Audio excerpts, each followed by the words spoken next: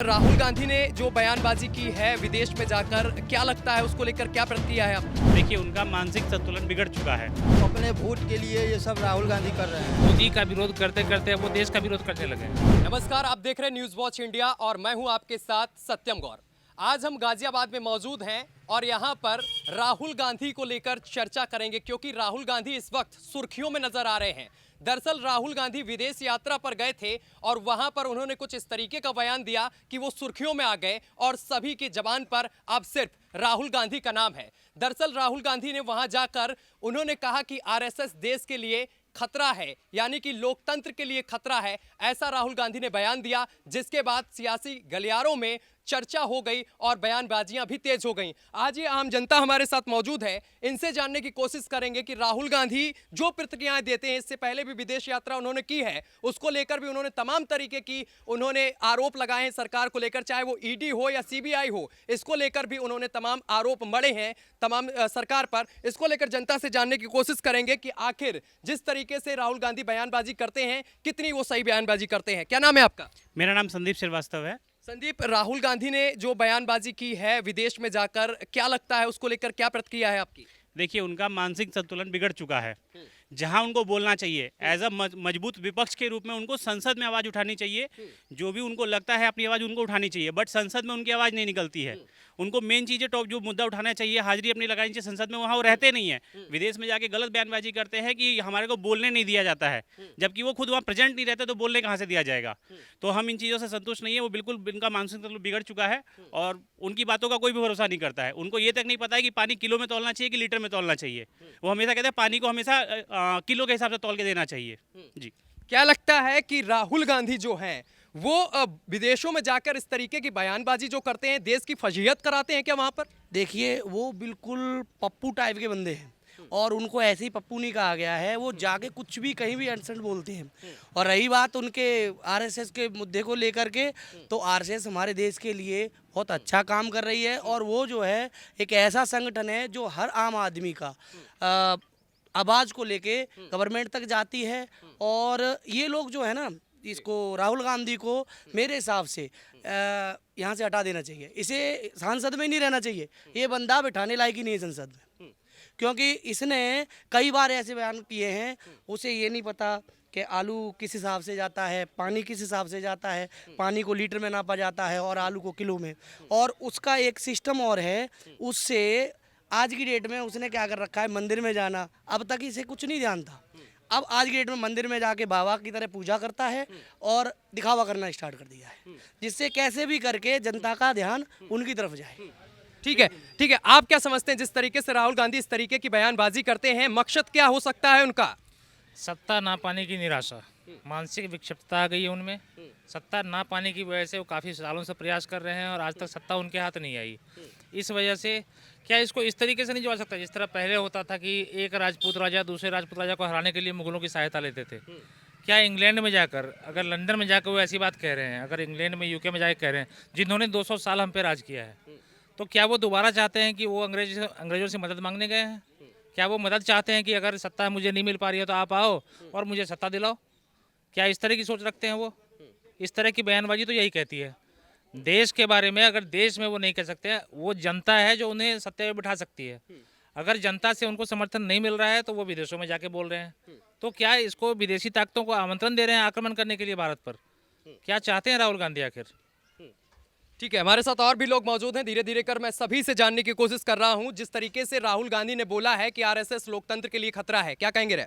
आपको लगता है कि आरएसएस लोकतंत्र के लिए खतरा है? मुझे नहीं लगता। मुझे लगता है कि आरएसएस पूरे देश के लिए है, पूरे विश्व के लिए एक संगठन है जो सबको एक करके रखना चाहती है। यही कहना चाहता हूं। और जिस तरीके से अगर देखा जाए, ईडी और सीबीआई को लेकर भी उन्होंने तमाम तरीके की बयानबाजी की है विदेशों में जाके। चूँकि कांग्रेस पहले ये काम करती रही है, इसलिए वो दूसरों पे आरोप मढ़ रहे हैं। कांग्रेस ने आज तक यही किया है, ईडी का और सीबीआई का इसी तरह से उपयोग किया है और इसलिए आज वो मोदी के ऊपर आरोप लगा रहे हैं। उन्हें पता है कि इस तरह से ईडी और सीबीआई का उपयोग किया जा सकता है, इसलिए वो दूसरों पे आरोप मढ़ रहे हैं कि हाँ वो मोदी जी इस्तेमाल कर रहे हैं। बल्कि कांग्रेस ने ही आज तक किया है, बाकी और कुछ भी नहीं है। घोटालों में लिप्त तो वो खुद रहे हैं उनकी पूरी सरकार और पूरा सिस्टम जो है उनका घोटालों में लिप्त रहा है। आज अगर कोई ईमानदारी से उसको बाहर निकालने की कोशिश कर रहा है तो वो उल्टा आरोप मढ़ रहे हैं। देखिए, अगर बात की जाए कांग्रेस की, तो कांग्रेस कहती है कि हमें बोलने भी नहीं दिया जाता है संसद में। देखिए, जब वो हाजिर ही नहीं रहेंगे, जहाँ बोलने की जगह है वहाँ हाजिर ही नहीं रहेंगे तो बोलने कहाँ से दिया जाएगा।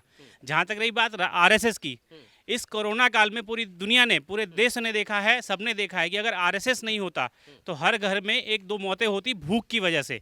आरएसएस एक ऐसी संस्था है जिन्होंने फ्री सर्विस दी, फ्री में लोगों को अपना पूरा समय दिया, खाना घर घर पहुंचाया, गरीब बच्चों को किया है। आज तक किसी भी बाढ़ पीड़ित, किसी भी आपदा में क्या कांग्रेस का कोई नेता खड़ा मिलता है?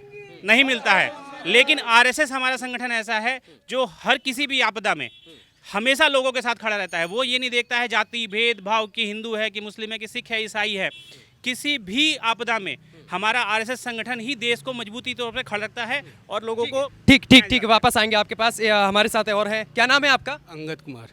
अंगद कुमार जी, आपको क्या लगता है जिस तरीके से राहुल गांधी जी विदेशों में जाकर लगातार बयानबाजी करते हैं और इस बार उन्होंने बोला है कि लोकतंत्र के लिए आरएसएस खतरा है, आप किस तरीके से समझते हैं इस चीज को? क्या खतरा है?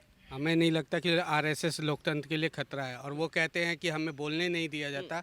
मात्र ये एक देश है कि जहाँ पर सबको बोलने की आज़ादी है, वरना वो इस तरह से किसी के बारे में उल्टा सीधा बयान नहीं करते। जैसे ही बोलने पर उन्हें अंदर डाल दिया जाता है या उनका मुंह बंद करा दिया जाता, मगर यहाँ पर ऐसा कुछ नहीं होता। कितने क्या कहते हैं कॉलेजों और उसमें उल्टी सीधी बयानबाजी होती है, मगर उसके लिए किसी के लिए जल्दी उन्हें एक्शन नहीं लिया जाता। मगर उस समय एक्शन लिया जाता है जो गलत बयानबाजी होती है, मगर हर चीज़ के लिए किसी नागरिक को ऐसे अंदर नहीं डाला जाता। तो ये इनका आरोप बहुत गलत है। अच्छा, ईडी को लेकर अगर बात की जाए, ईडी सीबीआई को लेकर वो कहते हैं कि ये जो एजेंसियां हैं ये सरकार के इशारे पर चलती हैं। उन्होंने 60-70 साल में जो राज किया है तो उनको सब मालूम है किसके हाथ में होती है। और बाकी जो लोगों ने विचार रखे हैं उनसे सभी सहमत है। और देश की जनता ने उनका नाम पप्पू रखा है तो कुछ सोच समझ के रखा है। ठीक है, और भी हमारे लोग यहाँ पर तमाम लोग मौजूद हैं, उनसे एक एक करके बात करेंगे। आपको क्या लगता है राहुल गांधी जिस तरीके की बयानबाजी विदेशों में कर रहे हैं, कितना सहमत हैं? राहुल गांधी के पूर्वजों ने देश को लूटा है और उन्होंने जो पब्लिक पर इमरजेंसी उनके खानदान ने लगाया, इससे ज़्यादा क्या कहा जा सकता है उनके खानदान पर। और आज के डेट में हमें लग रहा है कि राहुल गांधी मेंटली डिस्टर्ब हो गए हैं, अपने खानदान और अपनी गलतियों को छुपाते छुपाते दूसरे के ऊपर आरोप लगा रहे हैं। बाकी लोग जो चोरी चमारी कर रहे हैं, ईडी अपना काम कर रही है, उनका कहना क्या है कि ईडी अपने घर में बैठ जाए, जो चोरी कर रहे हैं उनको चोरी करने दिया जाए, तो उनके नज़र में ईडी ठीक है। अब बाकी ईडी अपना काम कर रही है तो ईडी गलत हो गई। अच्छा, लोग उन्होंने ये भी तो बोला है कि आरएसएस लोकतंत्र के लिए खतरा है, इस पर क्या कहेंगे? क्या खतरा है, आपको लगता है? लोकतंत्र के लिए आरएसएस कभी खतरा नहीं है। लोकतंत्र को जिंदा रखने में अहम भूमिका आरएसएस निभाती है। कोरोना काल में लोगों ने देखा आरएसएस की भूमिका, आरएसएस ने क्या लोगों के लिए क्या किया और राहुल गांधी ने क्या किया।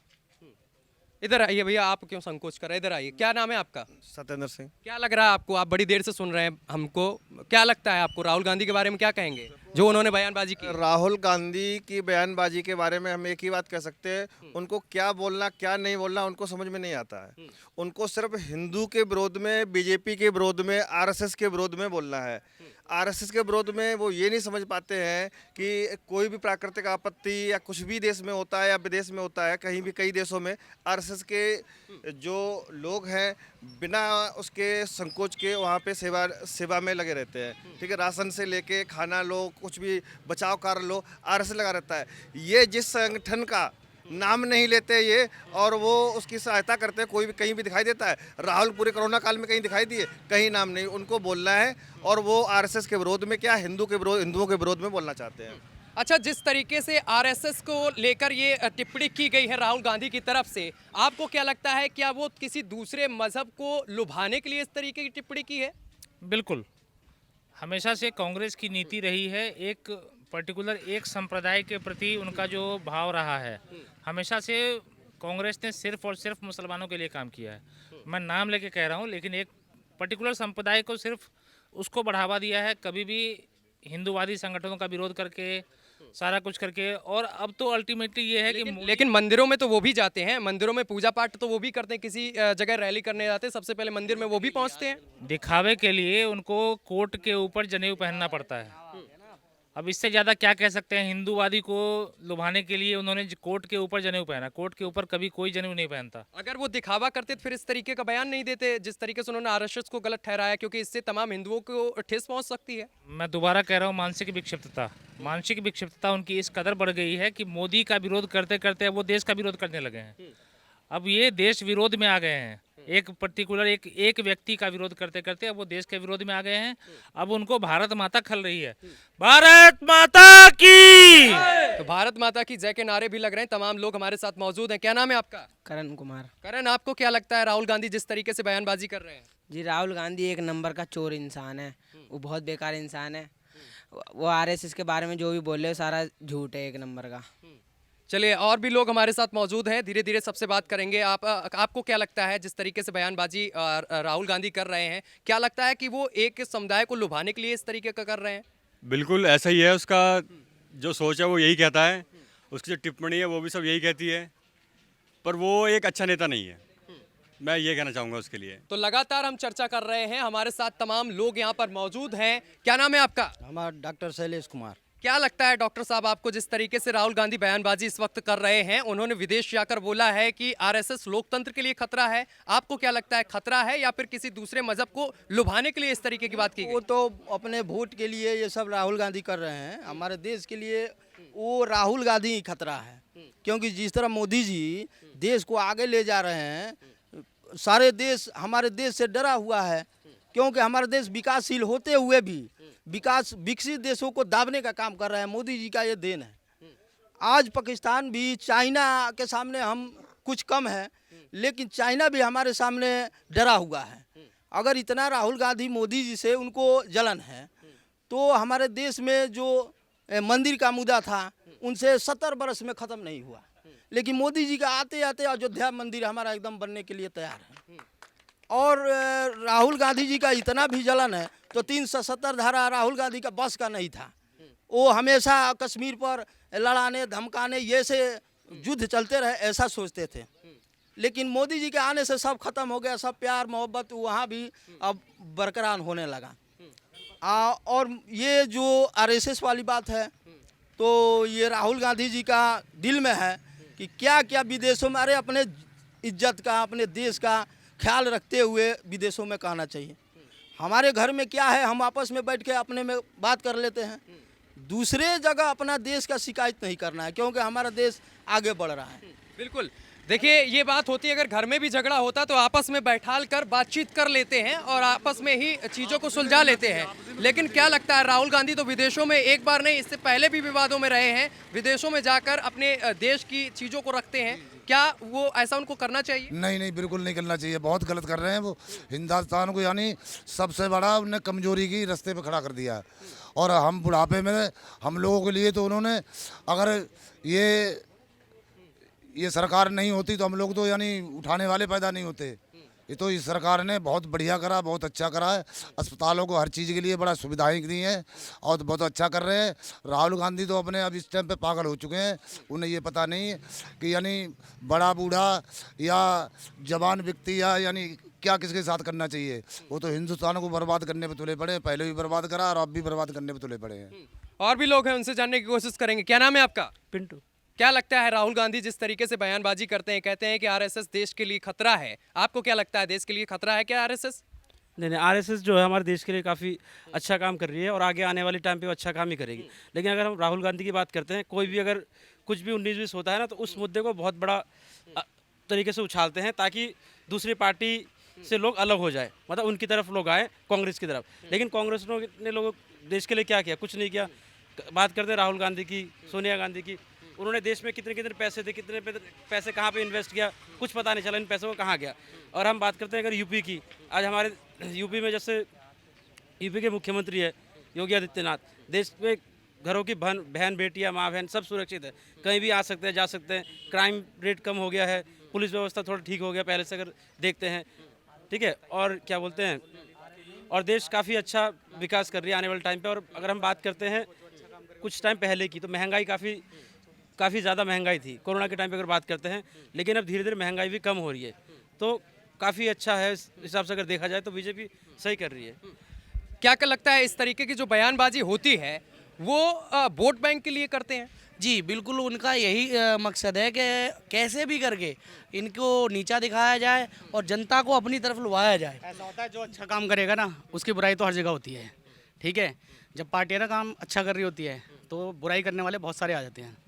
तो आरएस जो है ना वो शुरू से अच्छी रही है, और बीजेपी ने जो काम करा ना वो किसी ने नहीं किया है, वो सबको मालूम है, ठीक है। और अब जो काम चल रहा है, अब उसको गिराने के लिए, उसकी बुराई करने के लिए कोई ना कोई तो खड़ा हो गई, क्योंकि हाथ पैर चलाने के लिए कुछ तो है नहीं, यही है मुंह चलाने के लिए खाली, क्योंकि जितना उनको चलाना था वो सब चला चुके हैं।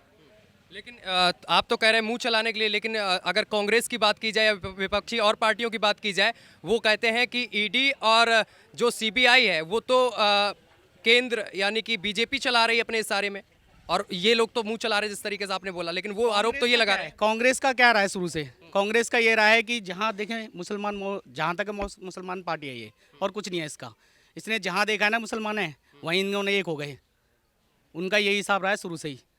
और इनका अब क्या है, इनके पास कुछ तो रहा नहीं है बोलने के अलावा, इनके पास सिर्फ एक ये रह गया है कि लोगों को बात करती जाए, बताते जाएं, और कुछ रहे। इतने सालों में तो उन्होंने कुछ किया नहीं देश के लिए, और अब बातें खुल रही हैं क्योंकि जब मोदी काम कर रहा है दिख रहा वो है। तो कहते हैं बीजेपी ने भी कुछ नहीं किया देश में, सारी चीजों को बेचा है। ये तो आपको भी मालूम है बीजेपी ने किया नहीं किया है। नहीं, मैं आपसे जानना चाह रहा हूँ ना। हमारे लिए हिंदू मंदिर बना दिया, ठीक है।